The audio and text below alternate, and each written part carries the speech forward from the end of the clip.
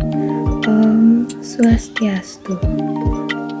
Halo semuanya, apa kabar?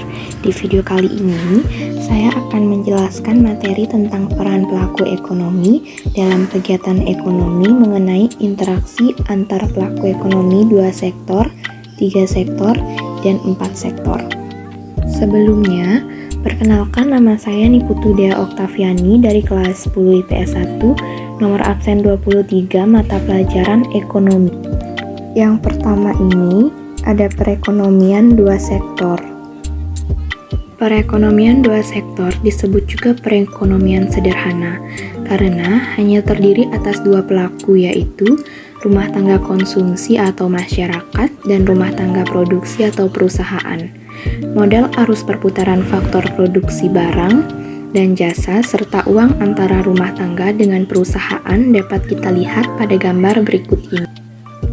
Diagram perekonomian 2 sektor, arus lingkaran kegiatan perekonomian atau circular flow diagram 2 sektor masih bersifat sederhana atau tertutup. Terlihat pada diagram bahwa rumah tangga konsumen atau RTK adalah sebagai pemilik faktor produksi berupa tanah, tenaga kerja, modal, dan kewirausahaan. Penawaran faktor produksi oleh rumah tangga ini akan bertemu dengan permintaan faktor produksi oleh perusahaan. Interaksi ini terjadi di pasar faktor produksi. Sedangkan di pasar barang terjadi interaksi antara perusahaan sebagai penghasil barang dan jasa dengan konsumen sebagai pengguna barang dan jasa, sehingga terjadi hubungan yang saling menguntungkan satu sama lain. Dalam diagram ini juga terlihat arus aliran uang dari dan ke masing-masing rumah tangga. RTK menerima upah, sewa, bunga, dan keuntungan dari perusahaan sebagai balas jasa atas penyerahan faktor produksi. Perusahaan menerima uang pembayaran atas barang dan jasa yang dibeli. Yang kedua, ada perekonomian 3 sektor.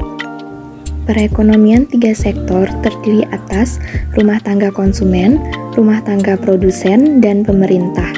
Peran pemerintah di sini adalah sebagai pengatur, sebagai produsen, sekaligus sebagai konsumen. Besar kecilnya peran pemerintah dalam perekonomian itu sendiri sangat tergantung pada sistem ekonomi yang dianut. Di sistem ekonomi liberal, peran pemerintah minimal. Sedangkan pada sistem ekonomi sosialis, peran pemerintah sangat dominan. Di negara yang menganut sistem campuran seperti Indonesia, pemerintah masih cukup berperan. Perekonomian 3 sektor dapat dijelaskan melalui gambar berikut. Circular flow diagram perekonomian 3 sektor disebut juga perekonomian tertutup. Terlihat pada anak panah yang menuju ke kotak pemerintah, berarti penerimaan pemerintah. Penerimaan pemerintah tersebut berupa pajak, misalnya pajak penghasilan, pajak pertambahan nilai, serta pajak bumi dan bangunan. Selain itu, pemerintah juga menggunakan faktor produksi dan barang serta jasa yang dibutuhkan untuk kegiatan ekonomi pemerintahan. Anak panah yang menuju ke rumah tangga, pasar faktor produksi, perusahaan, serta pasar barang dan jasa berarti pengeluaran pemerintah. Pengeluaran pemerintah tersebut dapat berupa gaji, pembuatan pelaksana subsidi, serta pembelian barang dan jasa. Peran pemerintah dalam kegiatan ekonomi didasari oleh motif mencari keuntungan sekaligus memenuhi kepentingan umum. Dorongan mencari keuntungan ini tidak terlepas dari kebutuhan pemerintah untuk meningkatkan penerimaan negara. Dengan kondisi penerimaan yang semakin baik, pemerintah akan memiliki sumber dana untuk membiayai pengeluaran-pengeluarannya. Yang ketiga, ada perekonomian 4 sektor.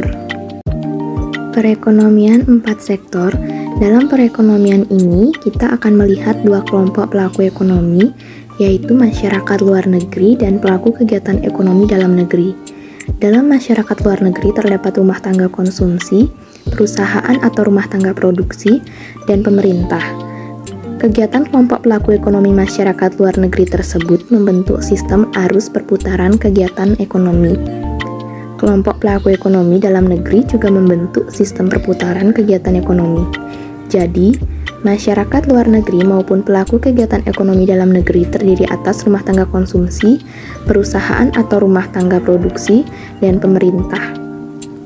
Mereka saling berinteraksi, sehingga membentuk sistem perputaran faktor produksi, barang dan jasa, serta uang antara masyarakat luar negeri dengan pelaku kegiatan ekonomi dalam negeri. Perekonomian 4 sektor. Pada diagram 4 sektor ini dapat kita lihat bahwa sudah tidak ada lagi negara yang tertutup sama sekali untuk melakukan hubungan perdagangan dengan negara lain. Di dalam perdagangan internasional tersebut, terdapat dua macam kegiatan yaitu ekspor dan impor. Pembayaran dari kegiatan tersebut dilakukan menggunakan uang atau valuta asing atau devisa. Peran pelaku ekonomi dalam kegiatan perekonomian nasional akan saling berkaitan dan saling mempengaruhi sehingga akan membentuk satu kesatuan dan sistem. Kemacetan dalam salah satu sektor dapat segera menjalar ke arus uang dan barang. Tugas menjaga kestabilan arus uang dan barang memang tidak mudah. Dalam ilmu ekonomi, arus perputaran uang dan barang atau jasa digambarkan dalam suatu lingkaran kegiatan ekonomi seperti yang telah diuraikan di atas. Nah, lingkaran arus kegiatan ekonomi akan memberikan manfaat bagi pelaku ekonomi dalam perekonomian nasional. Kesimpulan, jadi dengan kita mempelajari peran pelaku ekonomi dalam kegiatan ekonomi ini, kita dapat mengetahui bagaimana bentuk diagram atau circular flow diagram dari setiap sektor-sektornya.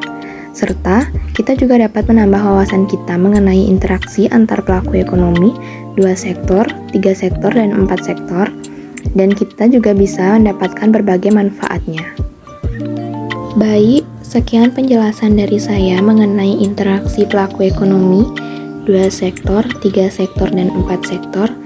Terima kasih.